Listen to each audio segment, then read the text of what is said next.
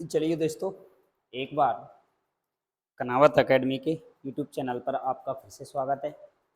और पिछली क्लास में हमने जनरल साइंस के अंदर बायोलॉजी के क्वेश्चनों को प्रैक्टिस किया था, जिसमें हमने आपको करीबन 20 क्वेश्चनों को आपसे डिस्कस किया था, जिसका सॉल्यूशन आपको प्रोवाइड किया गया था।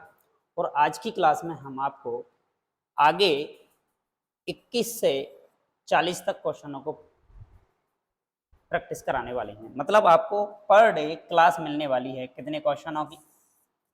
20 क्वेश्चन पर डे आपको सॉल्व कराए जाएंगे।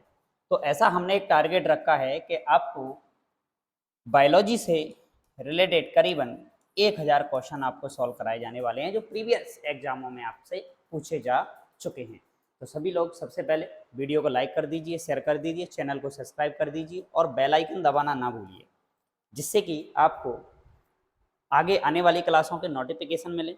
और जो भी स्टूडेंट अभी नया है तो वो चैनल को सब्सक्राइब कर दे। और बात करते हैं हम आगे। तो हमने टारगेट रखा है कि फिजिक्स है, केमिस्ट्री है, हमारी बायोलॉजी है, इससे हम करीबन 1000 क्वेश्चन आपको प्रीवियस सॉल्व कराने वाले हैं। तो हमने अभी हाल ही में special MCQ series general science की आपके सामने फ्री क्लासेस स्टार्ट की है, जिसमें हम आपको प्रीवियस एग्जामों के क्वेश्चनों का सॉल्यूशन प्रोवाइड कराने वाले हैं। क्लियर? तो बात करते हैं, देखो आगे के क्वेश्चनों की क्या कैसा पैटर्न है। तो इससे पहले हम क्वेश्चनों को सॉल्व कर चुके हैं 20 क्वेश्चन। उस क्लास को लेने के लिए आपको इस क्लास के डिस्क्रिप्शन बॉक्स में पिछली क्लास का आपको लिंक मिल जाएगा। आप उन क्वेश्चनों को सॉल्व कीजिए, फिर आप इस क्लास को आगे बढ़िए। तो बात करते हैं, देखो हमारे लिए क्वेश्चन दे रखे हैं 1 बाई 1, उन क्वेश्चनों की हम आपसे चर्चा करने वाले हैं। क्लियर? तो देखते हैं, पहला क्वेश्चन हमें दे रखा है कि मनुष्य के शरीर में निष्क्रिय अंगों का समूह कौन सा है। भाई, निष्क्रिय अंगों का समूह हमें बताना है। निष्क्रिय अंगों का समूह हमें बताना है भाई। तो मनुष्य के अंदर निष्क्रिय अंगों के समूह का मतलब होता है कि मनुष्य के शरीर के अंदर कुछ अवशेषी अंग पाए जाते हैं। अब ये अवशेषी अंग क्या होते हैं? इन्हीं अवशेषी अंगों को हम क्या कह देते हैं? निष्क्रिय अंग। निष्क्रिय अंग, निष्क्रिय अंग का मतलब ये है कि ये अंग पहले तो थे हमारे शरीर में, लेकिन आज इनका कोई काम नहीं है हमारे शरीर में। मतलब हमारे जो पूर्वज थे, उन पूर्वजों के अंदर तो ये अंग पूरी तरीके से क्या थे? क्रियाशील थे। क्रियाशील थे मतलब इनका काम था भाई, स्पेशल क्रियाशील थे। लेकिन आज हमारे शरीर में इनका कोई काम नहीं बचा है। ये सिर्फ अवशेष के रूप में हमारे शरीर में पाए जाते हैं। उन अंगों को हम क्या कह देते हैं? अवशेषी अंग कह देते हैं, निष्क्रिय अंग कह देते हैं। इनको वेस्टिजियल ऑर्गन बोला जाता है। वेस्टिजियल ऑर्गन्स ये हमारे दे रखे हैं आपको। क्लियर? तो बात करते हैं इसकी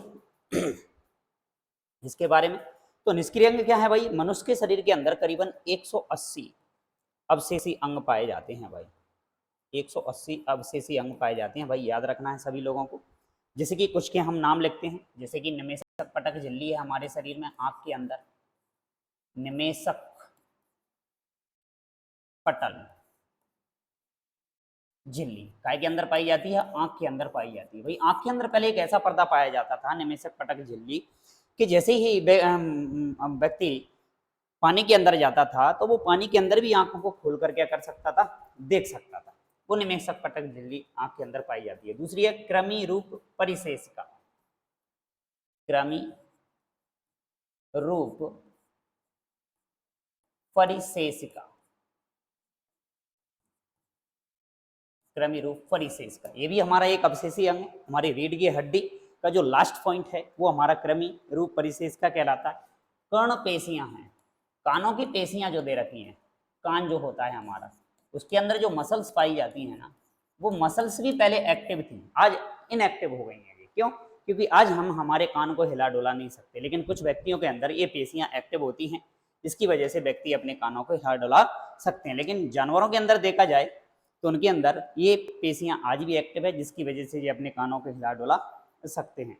उसके बाद है कॉक्सियल अस्थि है, कॉक्सी अस्थि, तो इस तरीके से हमारे शरीर के अंदर ये अवशेषी अंग पाए जाते हैं। तो यही क्वेश्चन हमसे पूछा गया था कि मनुष्य के शरीर में निष्क्रिय अंगों का समूह कौन सा है भाई। तो बात करते हैं, देखो कृमि रूप परिशेष का है, अलिक्रेनन प्रवर्ध, रोम तथा कलिका, ये क्वेश्चन हमारा नहीं है। बुद्धि दांत है, स्तन ग्रंथियां हैं, ये भी नहीं है भाई हमारा। निमेशक पटल झिल्ली है, कृमि रूप परिशेष का है, कर्ण पेशियां हैं, कॉक्सियल अस्थि है भाई। यही ऑप्शन हमारा क्या हो जाएगा, सही हो जाएगा। क्लियर।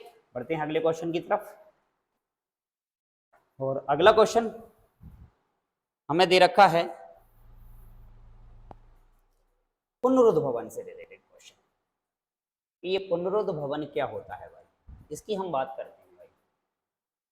पुनरुद्ध भवन, तो भाई देखो पुनरुद्ध भवन देखा जाए तो पुनरुद्ध भवन का मतलब होता है कि हमारे शरीर के अंदर यदि कोई अंग है, यदि वो कट गया या टूट गया, ठीक है, और उस नष्ट हुए अंग का हमारा शरीर पुनः से क्या कर लेता है, निर्माण कर लेता है भाई, उसे हम क्या कहते हैं, पुनरुद्ध भवन। तो लिख सकते हैं खोए हुए अंग का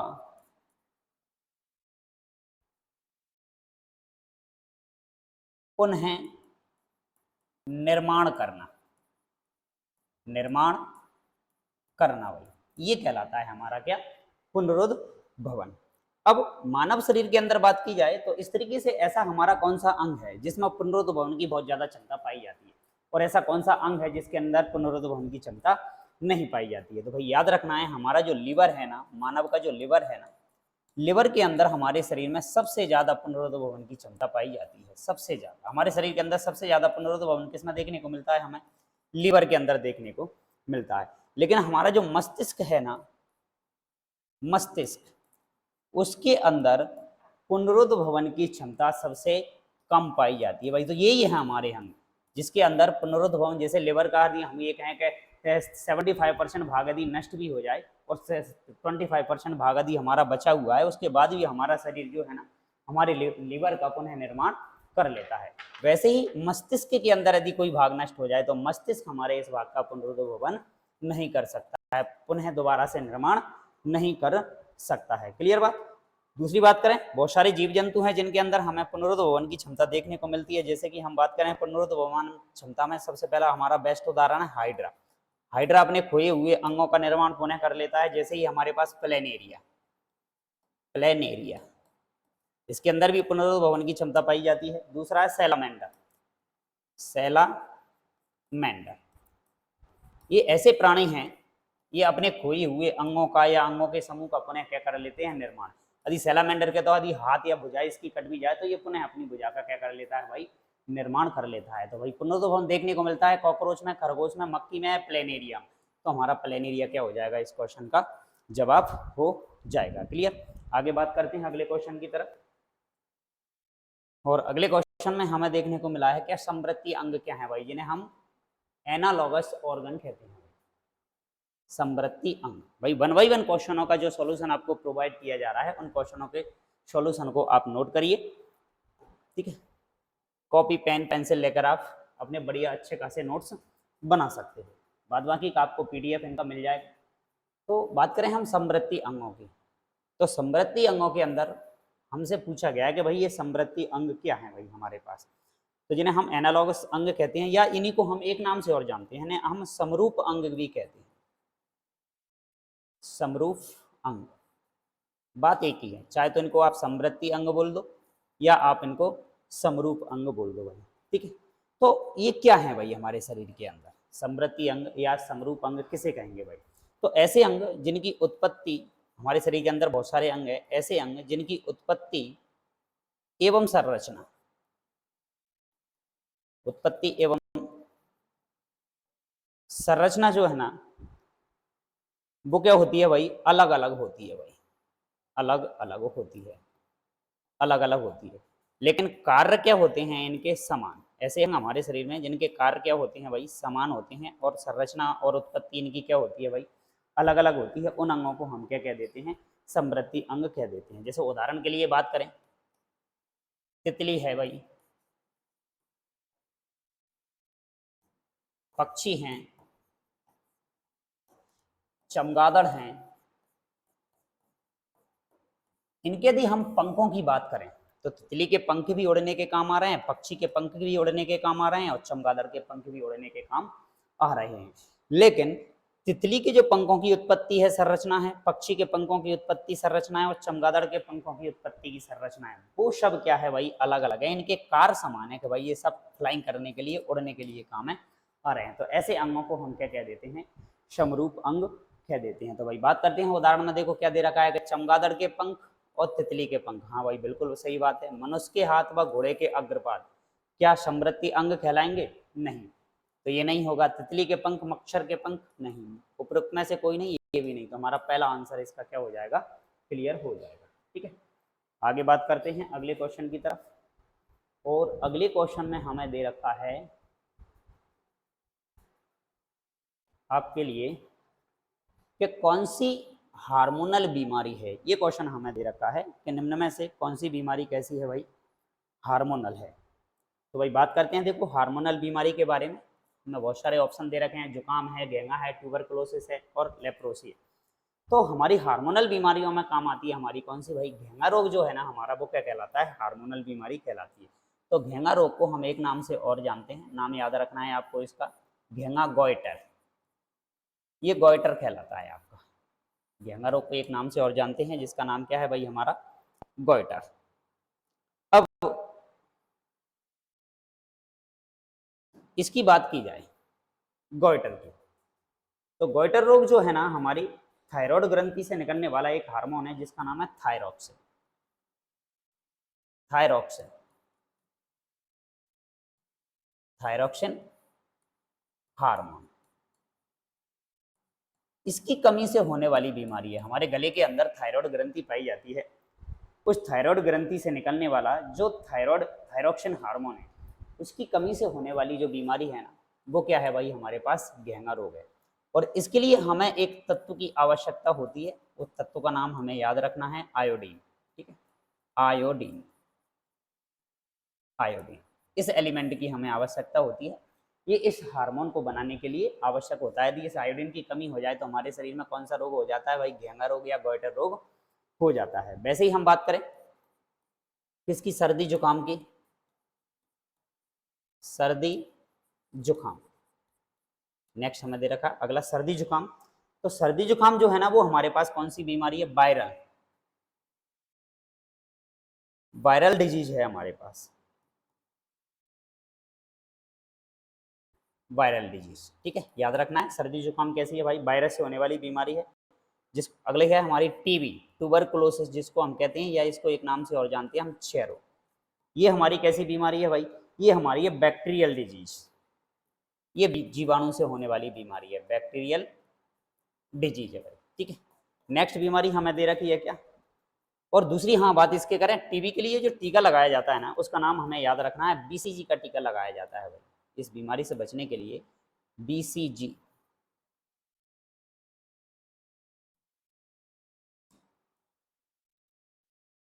बीसीजी, इसका टीका हमारे शरीर को दिया जाता है। दूसरी बात करें लेप्रोसी, लेप्रोसी, इसको हम कहते हैं कोढ़, अक्सर देखने को मिला होगा कोढ़, या इसी को हम कहते हैं कुष्ठ रोग, कुष्ठ रोग की बीमारी। ये कुष्ठ रोग की बीमारी भी जो भी है ना वो भी कैसी है, हमारे पास बैक्टीरियल डिजीज है, ये भी बैक्टीरिया से होने वाली बीमारी है। और इसके लिए जो टीका दिया जाता है हमें, वो दिया जाता है काय का, MDT, MDT का टीका दिया जाता है, जिसको हम बोलते हैं मल्टी ड्रग थेरेपी, इसके अंदर दी जाती है भाई। तो ये क्वेश्चन हमसे था कि निम्न में से कौन सी बीमारी जो है ना वो हार्मोनल है, तो घेंगा रोग जो है ना वो हमारी थायरॉक्सिन हार्मोन की कमी से होने वाली बीमारी है। बाकी का सर्दी जुकाम जो हमें दे रखा है वो सर्दी जुकाम हमें वायरल डिजीज है हमारे पास। बाकी का टीबी की जो बीमारी है बैक्टीरियल, ट्यूबरकुलोसिस बैक्टीरिया की वजह से होती है। लेप्रोसी, कुष्ठ रोग जिसे हम बोलते हैं, ये भी बैक्टीरिया से होने वाली बीमारी है, इसके लिए MDT का टीका लगवाया जाता है। तो हमारा आंसर हो जाएगा इसके लिए क्या, घेंगा रोग। क्लियर, आगे बढ़ते हैं अगले क्वेश्चन की तरफ। और अगला अच्छा क्वेश्चन हमें दे रखा है हमारे उद्विकास से रिलेटेड, जिसमें हमसे पूछा है भाई डार्विनिज्म क्या है भाई, डार्विनिज्म क्या है भाई हमारे पास, इसके बारे में हमसे पूछा गया है भाई। तो डार्विनिज्म की यदि बात की जाए तो डार्विनिज्म है क्या, डार्विन के द्वारा दिया गया एक सिद्धांत है, जिन्होंने डार्विन के द्वारा एक प्राकृतिक चयन का सिद्धांत दिया गया था भाई। प्राकृतिक प्राकृतिक चयन सिद्धांत, प्राकृतिक चयन का सिद्धांत ये दिया गया था किस वैज्ञानिक के द्वारा, डार्विन के द्वारा। भाई इन्होंने ये बताया था कि प्रकृति उसी का चुनाव करती है, उसी का चयन करती है, उसी का सिलेक्शन करती है, उसी को इस प्रकृति में प्रकृति जीवित रखती है जो अपने आप को प्रकृति के हिसाब से अपने आप को क्या कर लेता है, बदल लेता है या ढाल लेता है। और जो यदि प्रकृति को बदलने की कोशिश करता है वो जाति क्या हो जाती है, इस पृथ्वी पे से क्या हो जाती है भाई, नष्ट हो जाती है। ये इनके द्वारा सिद्धांत दिया गया था भाई। ऐसे हमारे पास एक और वैज्ञानिक हैं जिन्होंने हमारा ओरिजिन ऑफ स्पीसीज का सिद्धांत दिया था, उनका नाम है क्या, और एक और आगे भी मिलेंगे हमारे पास उपार्जित लक्षणों की वंशागति का सिद्धांत देने वाले वैज्ञानिक, जिनका नाम है भाई लेमार्क। तो भाई लेमार्क की बात करते हैं अब हम, लेमार्क इनके द्वारा भी एक सिद्धांत दिया गया था जिसे हम कहते हैं उपार्जित लक्षणों की वंशागति का सिद्धांत। उपार्जित लक्षणों की वंशागति, इसका ये सिद्धांत इनके द्वारा दिया गया था, लेमार्क के द्वारा।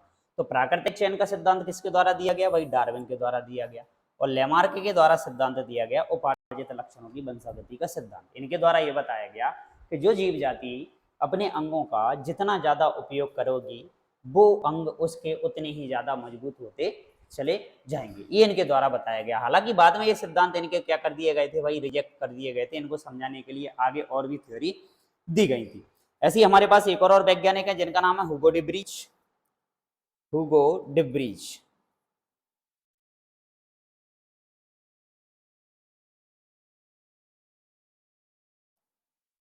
हुगो डिब्रीज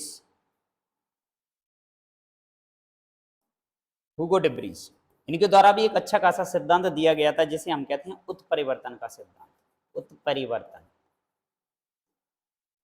उत्परिवर्तन का सिद्धांत, म्यूटेशन थ्योरी जो दी गई थी ना वो हुगो डिब्रीज के द्वारा ही दी गई थी। हमें तो याद रखना है भाई, हुगो डिब्रीज उत्परिवर्तन का सिद्धांत दिया। शरीर के अंदर होने अचानक से कोई ऐसे परिवर्तन हो जाते हैं जो प्रकृति में पहले नहीं थे, कुछ नए परिवर्तन हमारे पास आ जाते हैं, उसे हम क्या कह देते हैं, उत्परिवर्तन कह देते हैं।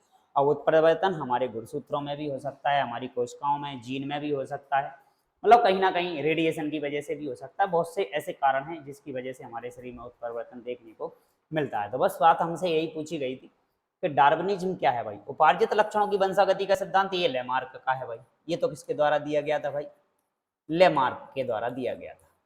जनन द्रव्य की निरंतरता का सिद्धांत, प्राकृतिक चयन का सिद्धांत, यस बिल्कुल यही है हमारा डार्विनिज्म। और उत्परिवर्तन जो है ना वो हमारा क्या है भाई,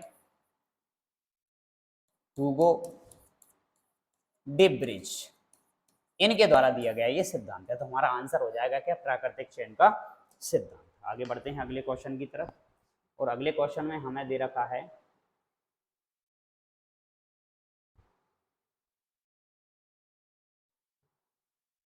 इस क्वेश्चन की हम बात करते हैं।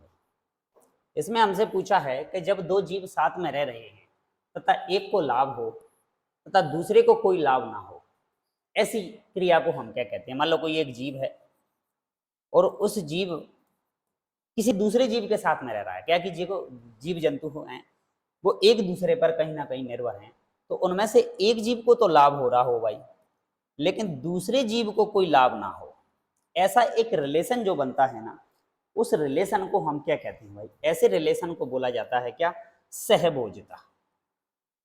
सहभोजिता ऐसा रिलेशन जिसके अंदर एक जीव को फायदा होता है और दूसरे जीव को कोई उससे नुकसान नहीं है। जैसे अक्सर आप लोगों ने सुना होगा कि एक पेड़ के ऊपर दूसरा पेड़ हो गया था। अक्सर आपने देखा होगा पीपल के पेड़ को उगते हुए देखा होगा दूसरे पौधों के पेड़ों के ऊपर, जिससे की वजह से उस पेड़ को कोई नुकसान नहीं होता है, लेकिन जो उग रहा है उसको उस पेड़ से क्या मिल जाता है भाई, फायदा मिल जाता है, उससे पोषण उसको मिल जाता है। अमरवेल जो दे रखी है, अक्सर आपने सुना होगा अमरवेल अमर है। अमर वो इसलिए उसके अंदर जड़ें नहीं पाई जाती हैं, वो अपना भोजन दूसरे पेड़ पौधे के शरीर पर लिपटकर उससे प्राप्त करती है, जिसकी वजह से उस जीव को कोई नुकसान नहीं होता है, जिससे लेती है। तो वो जीव ए हो गया और ये अमरवेल हो गई। इनमें आपस में एक दूसरे में जो रिलेशन बना है ऐसा बना कि एक को तो फायदा मिल रहा है लेकिन दूसरे को कोई उससे लाभ नहीं हो रहा है, ऐसे रिलेशन को हम बोलते हैं क्या, सहभोज्यता के नाम से जाना जाता है, जिसे हम कॉमन्सेलिज्म बोलते हैं। ठीक है, अगला ऐसा ही एक और आ जाता है हमारे पास उदाहरण, जिसे हम कहते हैं परजीविता। परजीविता, अब ये परजीविता क्या है भाई, जिसे हम पैरासाइटिज्म कहते हैं भाई। परजीविता, इस परजीविता के अंदर ये है कि परजीविता के अंदर एक जीव को फायदा होता है और दूसरे को हानि होती है, परजीविता कहलाती है भाई। एक जीव को तो फायदा होने वाला है और दूसरे को क्या होने वाला है भाई, नुकसान होने वाला है। दूसरी हम बात करें, ऐसे ही और भी संबंध हमारे पास बन जाते हैं, जिसे हम कहते हैं परभक्षण। परभक्षण, तो परभक्षण के अंदर क्या होने वाला है भाई, परभक्षण के अंदर तो क्या है, एक जीव दूसरे जीव के पूरे शरीर को ही क्या कर जाएगा भाई, उपयोग में ले लेगा। जैसे गिद्ध है, बलचर जिसे हम कहते हैं, ये मरे हुए सड़े गले पदार्थों को खाता है, कि मरा हुआ कोई जीव यदि पड़ा हुआ है उसका पूरे का क्या कर लेगा भाई, ये भक्षण कर लेगा। तो इसको हम क्या देते हैं, परभक्षण। परजीविता का मतलब एक जीव पूरे दूसरे जीव पर क्या रहता है, पूरी तरीके से निर्भर रहता है और उसका वो क्या करता है भाई, उपयोग करता है, एक तरीके से उसका शोषण करता है। मतलब उसको क्या होने वाली है, हानि, और इसको क्या होने वाला है भाई, लाभ होने वाला है। तो बस हमसे यही क्वेश्चन हमसे पूछा गया था भाई कि निम्न में से दो जीव साथ रह रहे हों, एक को लाभ हो रहा हो और दूसरे को कोई लाभ ना हो, तो ऐसे को हम क्या कहते हैं भाई, तो ऐसा हमारा कहलाता है क्या, सहभोज्यता। और सहभोज्यता को हम नाम से जानते हैं कॉमन्सेलिज्म। जो है ये याद रखना है, तो आपका आंसर हो जाएगा क्या, डी, कॉमन्सेलिज्म, जिसे हम सहभोज्यता कहते हैं। क्लियर, तो ये हुआ आपका 26 का आंसर डी। आगे बढ़ते हैं,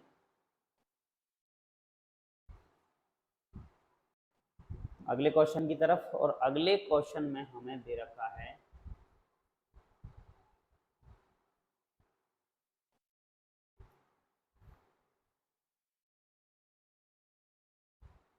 भूमि अप्रदन की रोकथाम का संभव है। भूमि अप्रदन, भाई ये भूमि अप्रदन क्या है भाई, एक तरीके से हम इसकी बात करें सबसे पहले तो भूमि अप्रदन की बात की जाए, जिसे हम सॉइल इरोशन कहते हैं। और भूमि अप्रदन का मतलब होता है कि मिट्टी का कटाव, और मिट्टी के कटाव को रोकने के लिए हमें क्या करना पड़ेगा भाई, वृक्षारोपण करना पड़ेगा, जिसको हम कहेंगे एक तरीके से कि पुनः वन रोपण। मिट्टी के कटाव को रोकने के लिए, जिसे हम भूमि अप्रदन कहते हैं, मिट्टी का कटाव, मिट्टी कटाव। अब मिट्टी का कटाव, भूमि अप्रदन जो है ना, वो किसके द्वारा, हवा के द्वारा भी हो सकता है, जल के द्वारा भी हो सकता है, ठीक है ना। हवा के द्वारा मिट्टी बहकर एक जगह से दूसरी जगह उड़ाकर लाई जा सकती है, जल के द्वारा बहकर मिट्टी एक स्थान से दूसरी जगह तक जा सकती है। तो इस भूमि अप्रदन को रोकने के लिए संभव उपाय हमारा कौन सा है, तो भाई पुनः वृक्षारोपण करना चाहिए, या वनों का विनाश, फसलों का प्रत्यारोपण, या चारागाह प्रबंध से नहीं। तो पुनः वन रोपण, जिसको हम कहते हैं एफोरेस्टेशन का उपयोग हमें करना पड़ेगा, तब जाके हम भूमि अप्रदन का उपयोग कर सकते हैं। तो हर व्यक्ति को अपने जीवन काल में पेड़ लगाकर उसका देखभाल करके बड़ा करके इतनी व्यवस्था व्यक्ति को अपने जीवन काल में कम से कम करनी चाहिए, जिससे कि जो जंगल, जो फॉरेस्ट डिफोरेस्टेशन जो हो रहा है, उसको क्या किया जा सके भाई, रोका जा सके। तो वृक्षारोपण हमें करना पड़ेगा, तब जाकर हम भूमि के कटाव को, भूमि अप्रदन को क्या कर सकते हैं भाई, रोक सकते हैं। क्लियर, अगला क्वेश्चन फिर आ गया हमारा डार्विन का सिद्धांत। और डार्विन का सिद्धांत हम पढ़ चुके हैं जस्ट अभी, कि डार्विन के द्वारा जो सिद्धांत दिया गया था, वो डार्विन के द्वारा सिद्धांत दिया गया था किसका, प्राकृतिक चयन का सिद्धांत। भाई ये बात हम पढ़ चुके हैं कि प्राकृतिक चयन का जो सिद्धांत दिया गया था, वो किस वैज्ञानिक के द्वारा दिया गया था, डार्विन के द्वारा ही दिया गया। दूसरा है योग्यतम की उत्तरजीविता का भी सिद्धांत भी इन्हीं के द्वारा दिया गया था। योग्यतम की उत्तरजीविता, योग्यतम की उत्तरजीविता का मतलब ये होता है कि प्रकृति सबसे योग्य जीव जाति को ही इस पृथ्वी पर जीवित रखती है, अदरवाइज वो योग्य जाति नहीं है तो वो प्रकृति उस जाति को इस पृथ्वी से क्या कर देती है भाई, नष्ट कर देती है। इसका सबसे अच्छा उदाहरण हमें देखने को मिलता है किसका, डायनासोर का। डायनासोर, भाई डायनासोर ने अपने आप में प्रकृति के हिसाब से परिवर्तन नहीं किया, इस वजह से ये डायनासोर आज इस पृथ्वी से क्या हो गए हैं, नष्ट हो गए हैं। इसी को हम कह सकते हैं प्राकृतिक चयन का सिद्धांत, कि प्रकृति उस योग्य जाति का ही चयन करती है जो जाति उस हिसाब से प्रकृति में ढलने के लिए, प्रकृति के हिसाब से रहने के लिए क्या हो जाती है भाई, सर्वाइव करने के लिए तैयार हो जाती है, वही जीव जाति उस पर जीवित रहती है। ठीक है, तो हमारा सबसे बेस्ट उदाहरण इसके लिए चला जाएगा कि योग्यतम की उत्तरजीविता। वैसे प्राकृतिक चयन बाद जो दे रखा है ना, ये भी हमारा किसका उदाहरण है भाई, डार्विन का सिद्धांत है, लेकिन बेस्ट ऑप्शन हमारा चला जाएगा कौन सा, उत्तरजीविता के लिए। ये क्वेश्चन आपका दे रखा है। क्लियर, आगे बढ़ते हैं। Question number 29। क्वेश्चन 29 के अंदर हमसे पूछा है कि आर्क्योप्टेरिक्स किसका संयोजक था भाई। आर्क्योप्टेरिक्स एक पक्षी भी है और एक सरीसृप का भी उदाहरण है भाई। ये कनेक्टिंग लिंक कहलाता है, किसके बीच की कनेक्टिंग लिंक कहलाता है वो अभी हम बात करेंगे। तो आर्क्योप्टेरिक्स एक ऐसा जीव है जिसके अंदर पक्षियों के भी लक्षण देखने को मिलते हैं हमें, और साथ में सरीसृपों के भी लक्षण देखने को मिलते हैं। पक्षियों के लक्षणों का मतलब ये है देखने का कि पक्षियों की तरह इसके अंदर पंख भी पाए जाते हैं, और सरीसृपों की तरह इनके अंदर जबड़ा दांत भी पाए जाते हैं। जबड़ा, बड़ा मजबूत जबड़ा यानी दांत भी इसके अंदर पाए जाते हैं। तो ऐसा एक पक्षी है या ऐसा एक सरीसृप है जिसके अंदर पंख भी मिलेंगे और बड़ा जबड़ा भी हमें बड़ा मजबूत मिलने को देखने को मिलता है। ठीक है भाई, तो ऐसा हमारा एक आर्क्योप्टेरिक्स जंतु हमें दे रखा है भाई। तो सरीसृप के लक्षण भी हैं इसके अंदर, और किसके लक्षण भी देखने को मिलते हैं हमारे पास, पक्षियों के लक्षण भी देखने को मिलते हैं। तो इन्हीं के बीच की इसको संयोजक लिंक या कनेक्टिंग लिंक कहा जाता है। किसके, इसके अंदर सरीसृपों के भी लक्षण पाए जाते हैं और पक्षियों के भी लक्षण पाए जाते हैं। तो ये बेस्ट आंसर हमारा हो जाएगा कि ये संयोजक लिंक था, कनेक्टिंग लिंक था। इसका मतलब ये हुआ कि इस आर्क्योप्टेरिक्स के अंदर सरीसृपों के भी लक्षण देखने को मिलेंगे और पक्षियों के भी लक्षण देखने को मिलेंगे, यानी कहीं ना कहीं ये जाति एक दूसरे से निर्मित हुई होगी। मतलब हम ये बात करें कि या तो सरीसृपों से पक्षियों का निर्माण हुआ होगा या पक्षियों से फिर किसका निर्माण हुआ होगा, सरीसृपों का। लेकिन जब उद्भवकाश वाली कहानी हम पढ़ते हैं, इसमें उद्भवकाश के अंदर हमें दे रखा है कि सबसे पहले निर्माण हुआ था किसका, पिसीज का, पिसीज, फिर एम्फीबिया, फिर रेप्टाइल्स,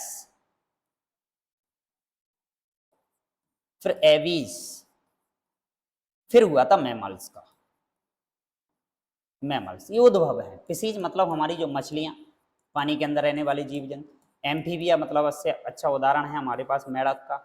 और रेप्टाइल्स मतलब यही हमारे सरीसृप। और एवीज मतलब पक्षी।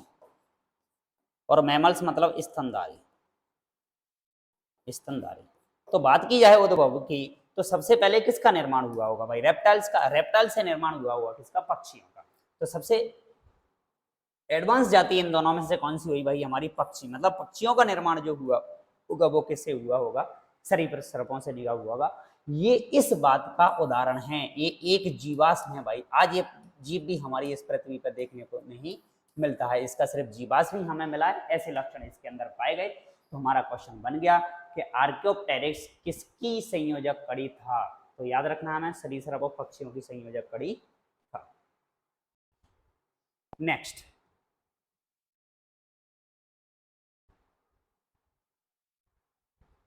अगला क्वेश्चन, अगला क्वेश्चन दे रखा है हमें,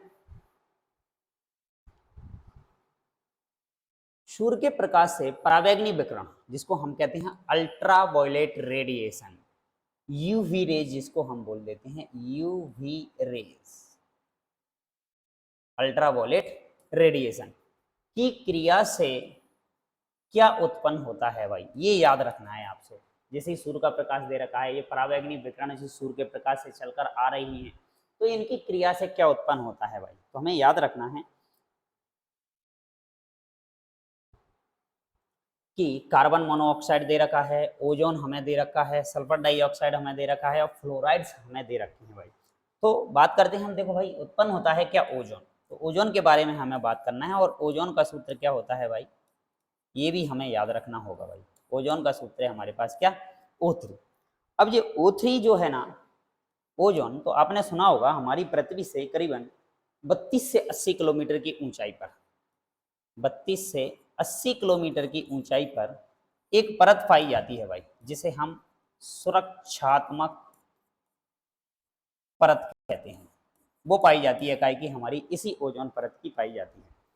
ये ओजोन परत सूर्य से आने वाले हानिकारक जो रेडिएशन है, जो विकिरण है, उनको रोककर अच्छे प्रकाश को इस पृथ्वी पर आने देती है भाई। आजकल इसमें प्रदूषण की वजह से क्या होने लगे हैं भाई, छेद होने लगे हैं। तो ओजोन परत की जो मोटाई है भाई, उस मोटाई को हम डॉप्सन में मापते हैं भाई, ये बात भी याद रखना है, डॉप्सन में।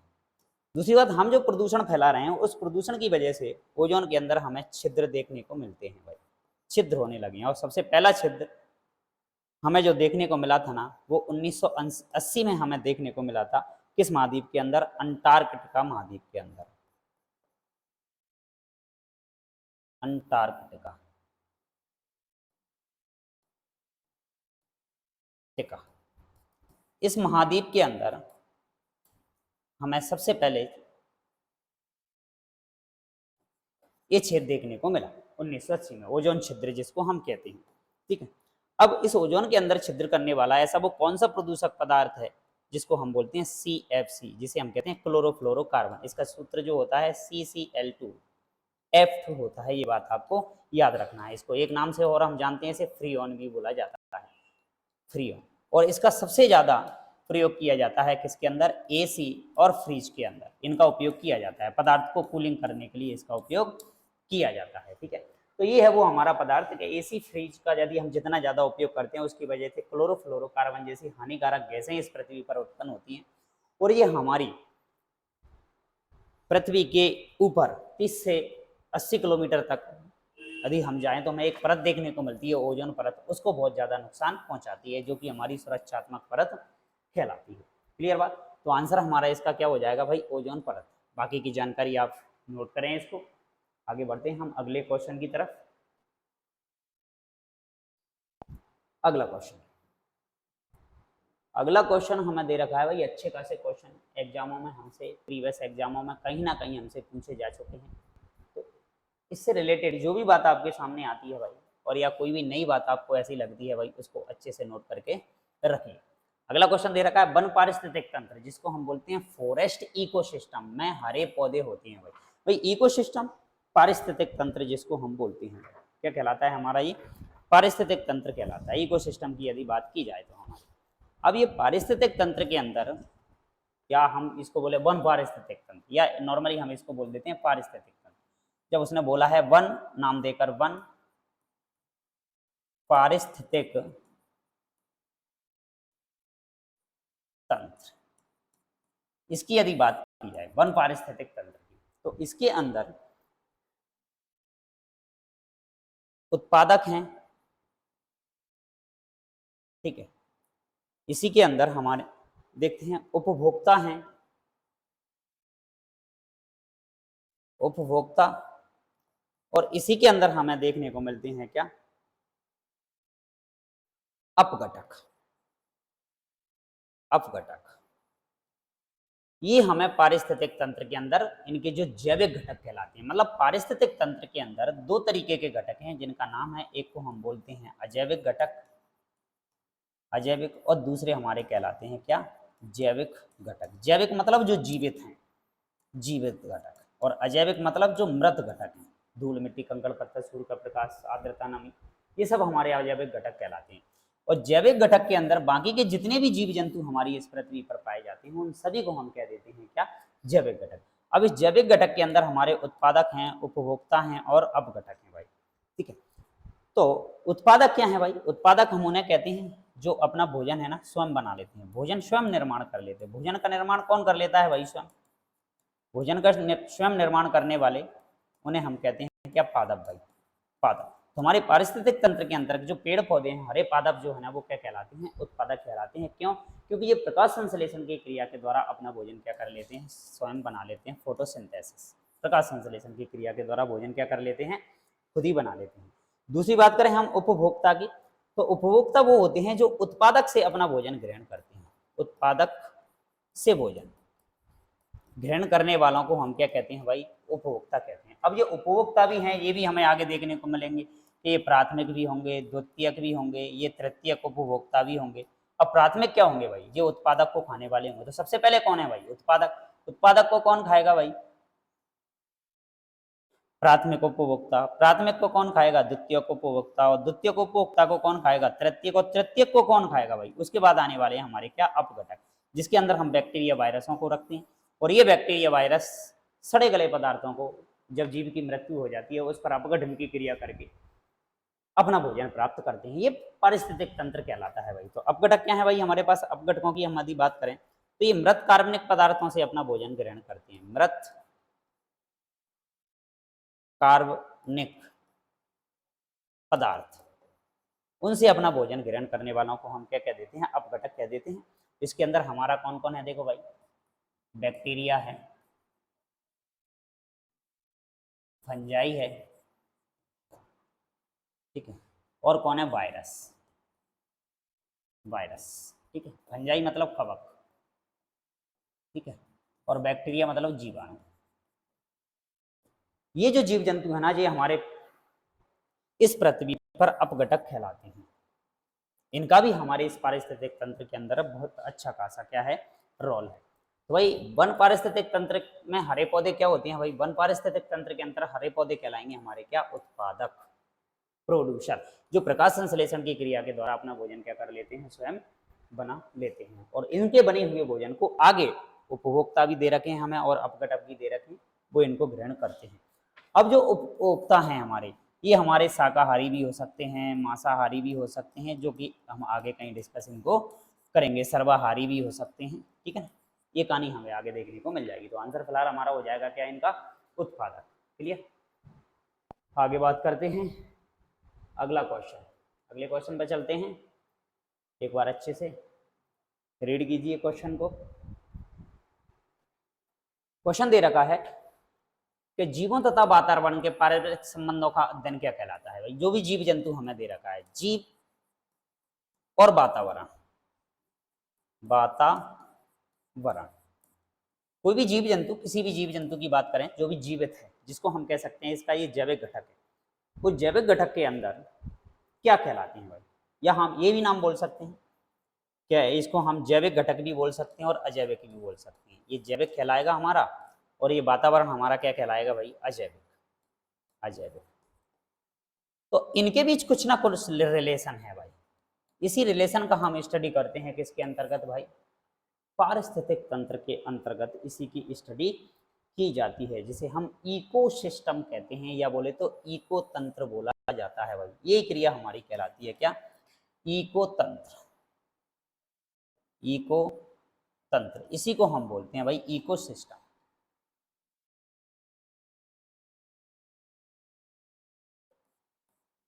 इकोसिस्टम, पारिस्थितिक तंत्र इसी को बोला जाता है कि जीव जंतु और उसके आसपास के वातावरण के साथ जो भी प्रतिक्रिया वो जीव करता है, उसी संबंध को हम क्या कह देते हैं, इसका इकोसिस्टम या पारिस्थितिक तंत्र कह देते हैं। या जैविक घटक और अजैविक घटकों के बीच में जो संबंध है हमारा, उस संबंध को हम किस नाम से जानते हैं, पारिस्थितिक तंत्र के नाम से जानते हैं। चलते हैं अगली स्लाइड की तरफ। और अगली स्लाइड के अंदर क्वेश्चन नंबर 33, अच्छा खासा क्वेश्चन हमें 33 दे रखा है। देखते हैं इस क्वेश्चन के बारे में। इसमें हमसे पूछा है कि निम्न में से किस युग में कोई जीवन नहीं था। निम्न में से किस युग में कोई जीवन नहीं था। ठीक है भाई, बात करते हैं। तो भाई बात करें, हमने हमारी इस पृथ्वी को भूवैज्ञानिक समय सारणी के हिसाब से 6 भागों में बांटा है, जिसको हम जियोलॉजिकल टाइम स्केल बोलते हैं भाई। ये बात आपको याद रखना है, जियोलॉजिकल टाइम स्केल, इसको 6 भागों में डिवाइड किया गया था भाई। जियोलॉजिकल टाइम स्केल हमारे पास जो दे रखी है उसको, ठीक है। अब ये क्या थी भाई, जियोलॉजिकल टाइम स्केल क्या थी। तो हमने हमारी इस पृथ्वी को भूवैज्ञानिक समय सारणी इसको बोला जाता है, इसके हिसाब से अलग अलग युगों में बांटा। जिन अलग अलग युगों के अंदर अलग अलग प्रकार के जीव जंतुओं का क्या हुआ था, निर्माण हुआ था, उनकी हम बात करते हैं भाई सबसे पहले, ठीक है। तो सबसे पहले हम बात करते हैं, सबसे पहला वो युग था ना हमारा, वो था एजोइक। एजोइक नाम याद रखो भाई सबसे पहले तो। दूसरा जो युग था ना, वो था हमारा आर्कियोजोइक। आर्कियोजॉइक। तीसरा जो युग था ना हमारा वो था प्रोटेरियोजॉइक, प्रोटेरोजॉइक जिसको बोला जाता था। चौथा जो युग था ना हमारा वो था पैलियोजॉइक, पैलियोजॉइक। पांचवा जो था ना हमारा वो था मीसोजॉइक, मीसोजॉइक। और छठवा जो युग था ना उसे बोला जाता है क्या, सीनोजॉइक। ये थी हमारी भूवैज्ञानिक समय सारणी, जिसके आधार पर हमने जीव जंतुओं को उनका जो इतिहास था, उनके जो युग थे, उस हिसाब से हमने उसको बांटा था। पृथ्वी का जो टाइम था हमारा जूलॉजिकल टाइम स्केल जिसको बोला जाता है, इसके अनुसार 6 युग हमारे बनाए गए थे। तो सबसे पहला जो युग था ना जिसको हम एजोइक बोलते हैं, उस युग के अंदर कोई जीवन नहीं था। तो हम याद रखेंगे कि नो लाइफ, इसके अंदर कोई जीवन संभव नहीं था। दूसरा हमारा दे रखा है आर्कियोजॉइक। इनके अंदर जो जीवन था ना वो इनविजिबल लाइफ थी, इनविजिबल लाइफ, मतलब ऐसे जीव जंतुओं का इस समय पर निर्माण हुआ था आर्कियोजॉइक में जो जीव जंतु अपनी आंखों से नहीं देख सकते थे। आंखें तो थी लेकिन देख नहीं सकते थे। ठीक है, ऐसे जीव जंतुओं का क्या हुआ था, निर्माण हुआ था। दूसरा हमें दे रखा है तीसरा प्रोटेरोजॉइक। इसके अंदर जो है निर्माण हुआ था किसका, इनवर्टिब्रेट्स का, इनवर्टिब्रेट्स का। एंड माइक्रोब्स, माइक्रोब्स इनवर्टिब्रेट्स मतलब इनके अंदर रीढ़ की हड्डी नहीं पाई जाती। माइक्रोब्स मतलब बहुत सारे सूक्ष्म जीवों का निर्माण होना क्या हो गया था, शुरू हो गया था। नेक्स्ट आता है हमारा पैलियोजॉइक। और पैलियोजॉइक के अंदर ऐसे जीव जंतुओं का निर्माण हो गया था जिनके अंदर रीढ़ की हड्डी पाई जाती है, जिन्हें हम वर्टेब्रेट्स बोलते हैं। आगे हम जब भी पढ़ेंगे वर्टिब्रेटा, नॉन वर्टिब्रेटा। ठीक है, मीसोजॉइक जो दे रखा है ना उसके अंदर रेप्टाइल्स की उत्पत्ति हो गई थी भाई, रेप्टाइल्स, सरीसृपों का क्या हो गया था, निर्माण। और सीनोजॉइक के अंदर निर्माण हुआ था किसका, मैमल्स का।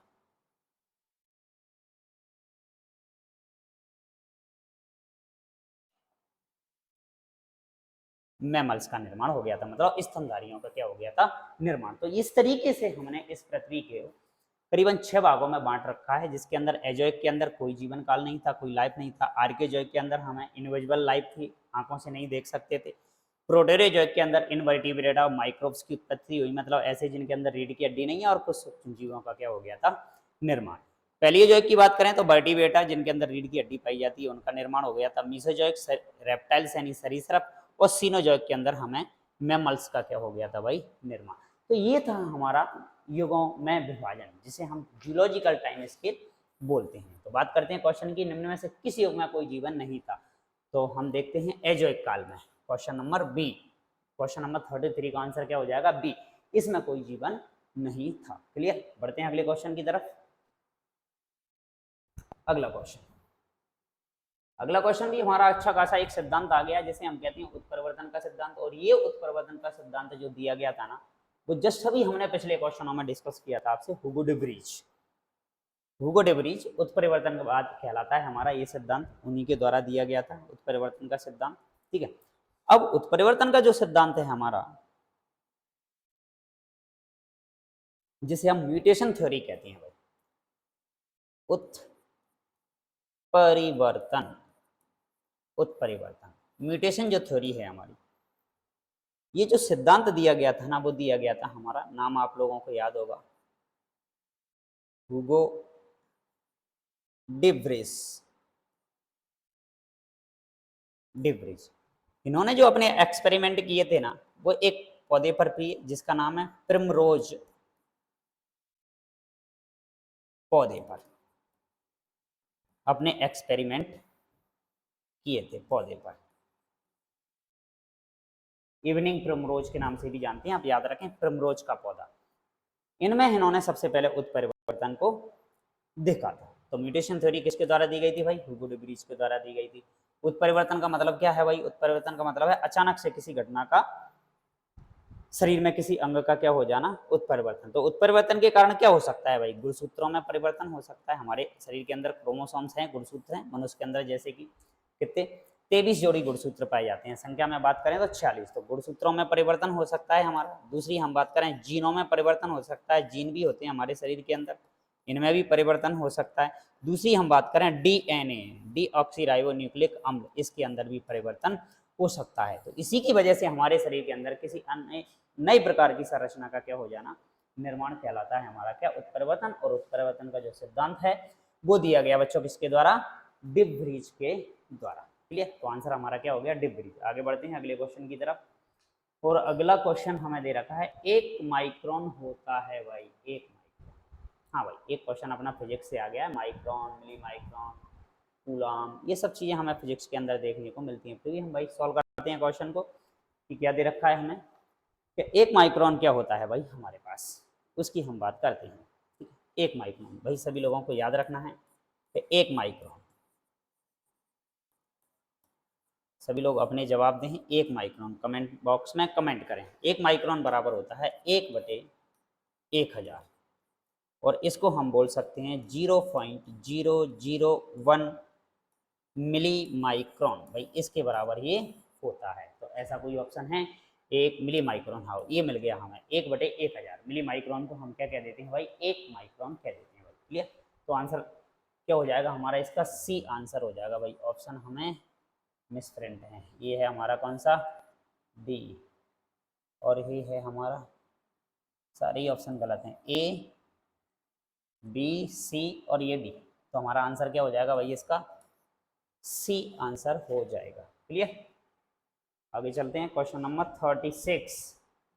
म्यूटेशन का कारण क्या है भाई, जस्ट अभी पिछले क्वेश्चन में जब उत्परिवर्तन बाद जो दिया गया था वुड ब्रिज के द्वारा, उसमें हमने पढ़ा था कि उत्परिवर्तन का जो सिद्धांत है ना, उस सिद्धांत को दिया गया था हुड ब्रिज के द्वारा, और इसके अनुसार उत्परिवर्तन की वजह से हमारे इस गुणसूत्र के अंदर भी परिवर्तन हो सकता है। ठीक है, जीनों के अंदर भी परिवर्तन हो सकता है, और डीएनए के अंदर भी परिवर्तन हो सकता है भाई, इसके अंदर। ठीक है, जीन है, गुणसूत्र है, सबके अंदर हमें परिवर्तन देखने को मिलता है। तो क्रोमोसोम्स, बिल्कुल सही बात है, परिवर्तन हो सकता है, जीन में हाँ हो सकता है, डीएनए में हाँ हो सकता है। तो उपरोक्त सभी हमारा आंसर इसका सही हो जाएगा। ठीक है, टिक करें क्वेश्चन का आंसर 36 का क्या, डी। आगे बढ़ते हैं। आगे वाले क्वेश्चन में हमें दे रखा है एक ब्रांच हमें दे रखी है स्टडी, जिसके अंदर किस चीज़ की स्टडी की जाती है, और ब्रांच ऑफ बायोलॉजी हम कंप्लीट कर चुके हैं।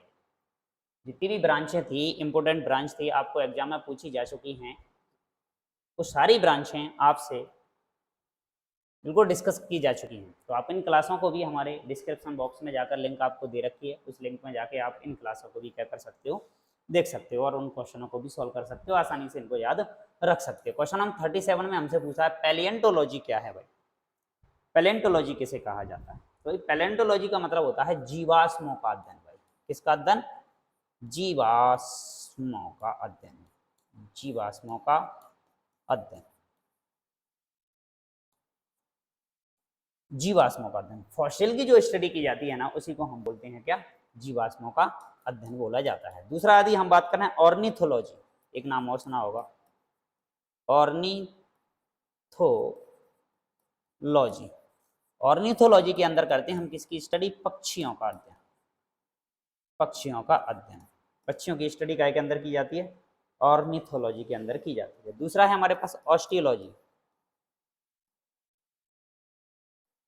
ऑस्टियोलॉजी, और ऑस्टियोलॉजी के अंदर हम किसका अध्ययन करते हैं भाई, अस्थियों का, अस्थियों की स्टडी इसके अंदर की जाती है भाई। तो क्वेश्चन में हमारे पास यही दे रखा है भाई, क्या पैलिएंटोलॉजी किससे रिलेटेड है भाई, जीवाश्मों के अध्ययन से संबंधित क्या कहलाती है आपकी, पैलिएंटोलॉजी कहलाती है। क्लियर बात। अगला क्वेश्चन, क्वेश्चन नंबर 38। तो आज हम करीबन 20 क्वेश्चनों का सॉल्यूशन आपको देने वाले हैं, आपके 38 क्वेश्चन तक हम पहुंच चुके हैं, जिसमें हम आपको 1 से लेकर 20 तक हमारी इसकी जो फर्स्ट क्लास आपको दी गई थी, उस पहले क्लास के अंदर 20 क्वेश्चनों को सॉल्व कराया गया। आज हमारी जो सीरीज है ना, क्वेश्चन नंबर 20 से यानी 21 से लेकर 40 तक की जो सीरीज चल रही है, तो 20 क्वेश्चन आपको यहाँ पर सॉल्व कराए जा रहे हैं। पर डे नहीं, एक दिन छोड़कर आपकी क्वेश्चन आंसरों का प्रैक्टिस की सीरीज कंटिन्यू है और आपको फ्री क्लासेज आपको अवेलेबल कराई जा रही हैं। तो सभी लोग अगेन अभी यूट्यूब पर नए आए हों तो जो व्यक्तियों ने अभी तक चैनल को सब्सक्राइब नहीं किया है वो स्टूडेंट, वो दोस्त अपने इस चैनल को सब्सक्राइब कर दे, बेल आइकन दबा दे और अपने फ्रेंड को भी इस वीडियो को क्या कर दे, शेयर कर दे, जिससे कि उसको भी कहीं ना कहीं इससे प्रॉफिट मिलेगा। ठीक है, तो बात करते हैं क्वेश्चन नंबर 38। क्वेश्चन नंबर 38 में हमें दे रखा है कि डायनासोरों का सुनहरा काल किस महाकाल को कहा जाता था भाई, ऐसा क्वेश्चन हमसे पूछा गया है भाई। ठीक है, डायनासोरों का सुनहरा काल किसे कहा जाता था भाई, बात करते हैं भाई। तो हमने जो लास्ट युग जो पढ़ा था जिसका नाम है क्या, मीसोजोइक, ये जो है ना, ये जानवरों वो डायनासोरों का गोल्डन पीरियड कहा जाता है, जिसे हम सुनहरा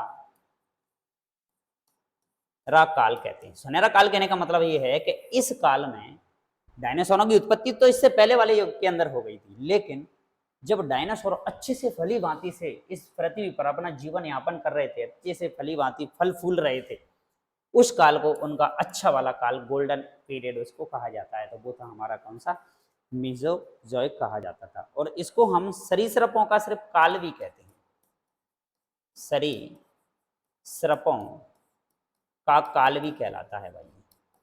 उस समय पे भी सरीसृप थे भाई, सरीसृप नष्ट थोड़ी हो गए थे भाई, तो उस समय का काल भी ये कहलाता है। तो वही बात करें, मीसोजोइक हमारा आंसर हो जाएगा ऑप्शन नंबर डी में हमें देखने को मिलेगा। तो 38 क्वेश्चन का आंसर क्या हो जाएगा हमारा, डी। क्वेश्चन नंबर 39 क्वेश्चन की बात करते हैं। क्वेश्चन नंबर 39 के अंदर हमें दे रखा है कि जीवन की उत्पत्ति किस महाकल्प में हुई थी। जीवन की उत्पत्ति किस महाकल्प के अंदर हुई थी भाई। तो इससे रिलेटेड क्या है भाई, जीवन की उत्पत्ति जो हुई थी ना, वो आपको सभी लोगों को याद रखना है, प्री कैम्ब्रियन महाकल्प। प्री कैम्ब्रियन महाकल्प, प्री कैम्ब्रियन महाकल्प के अंदर जीवन की क्या हुई थी भाई, उत्पत्ति हुई थी। इस महाकल्प के अंदर काय की उत्पत्ति हुई, जीवन की उत्पत्ति। और भी पॉइंट हमें याद रखना है कि जीवन की उत्पत्ति काय में हुई थी भाई, तो ये बात भी हमें याद रखना है कि जीवन की उत्पत्ति जल में हुई थी भाई, ये सभी लोगों को अच्छे से याद रखना है। ठीक है, और हमारी जो फर्स्ट लाइफ थी, पहला जो जीवन था जिस भी जीव का होगा, फर्स्ट जो लाइफ थी हमारी, वो कैसा श्वसन करती थी भाई, अवायवीय श्वसन करती थी। क्यों, क्योंकि उस समय पे ऑक्सीजन नहीं थी, पेड़ पौधों का निर्माण तो उस समय पे नहीं हुआ था। और जिस वातावरण में जीवन की उत्पत्ति हुई थी उस वातावरण को बोला जाता है क्या, अपचायक। तो समय का जो वातावरण है, जिस समय पे जीवन की उत्पत्ति हुई थी उस समय का जो वातावरण था ना, वो वातावरण था आपका कैसा, अपचायक, जिसमें जीवन की उत्पत्ति हो सकती है। लेकिन आज हम बात करें, आज हमारे इस पृथ्वी पर किसी नए जीव की उत्पत्ति होना संभव नहीं है, क्योंकि आज का जो वातावरण है वो कैसा हो गया है, उपचायी हो गया है। तो नए जीवन की उत्पत्ति होने के लिए वातावरण का कैसा होना आवश्यक है, अपचायक होना आवश्यक है। ठीक है, और हमारी पृथ्वी की यदि हम बात करें कि हमारी जो पृथ्वी है ना, वो आज से लगभग 4.6 वर्ष पुरानी है। इतनी उम्र इस पृथ्वी की निकल चुकी है, जिसे हम कहते हैं 4.6 बिलियन वर्ष पृथ्वी को हो चुके हैं भाई। तो ये था क्वेश्चन हमारा, जिसमें जीवन की उत्पत्ति किस महाकल्प में हुई थी। इसका आंसर हमारा चला जाएगा क्या, प्री कैम्ब्रियन युग के अंदर जीवन की उत्पत्ति को माना जाता है भाई। आगे बढ़ें अगले क्वेश्चन की तरफ। और अगला एंड लास्ट क्वेश्चन आपको दे रखा है कि आधुनिक मानव के पूर्वज थे भाई। इससे रिलेटेड क्वेश्चन आपको आगे आने वाली सीरीज के अंदर देखने को मिलेंगे। तो आज की क्लास का हमारा ये लास्ट क्वेश्चन है, जिसके अंदर हमसे पूछा गया है कि आधुनिक मानव के अभिनव पूर्वज कौन थे भाई। आधुनिक मानव मतलब आज का मानव, जिसको हम कहते हैं क्या, होमो सैपियंस। मानव का वैज्ञानिक नाम सभी लोगों को याद रखना है, Homo sapiens. Homo sapiens, sapiens इसको बोला जाता है। ये आधुनिक मानव का क्या है, वैज्ञानिक नाम है भाई। ठीक है, तो आधुनिक मानव का पूर्वज बोला जाता था भाई, इनके भी अलग अलग आदि मानव हमें जो दे रखे हैं, हमने बहुत सारे आदि मानवों के नाम भी पढ़े हुए हैं, और उनसे धीरे धीरे आज के मानव का, आधुनिक मानव का क्या हुआ है, विकास हुआ है। तो आधुनिक मानव का जस्ट पूर्वज कहलाता है कौन, क्रो मैग्नन, नाम याद रखना है आपको, क्रो मैग्नन, क्रो मैग्नन मानव को हम क्या बोलते हैं, आधुनिक मानव का क्या बोलते हैं, पूर्वज बोलते हैं। और ये जो था ना, ये वो ऐसा एक पूर्वज था, ऐसा एक कवि था जो चट्टानों पर क्या करता था भाई, चित्रकारी करता था, पेंटिंग करता था। तो सबसे पहले चित्रकारी या पेंटिंग करने का जो काम शुरुआत किया होगा वो किस आदि मानव ने किया था भाई, क्रो मैग्नन ने किया था भाई। ठीक है, तो ये बात भी आपको याद रखना है। तो आंसर हमारा हो जाएगा इसका क्या, क्रो मैग्नन मानव।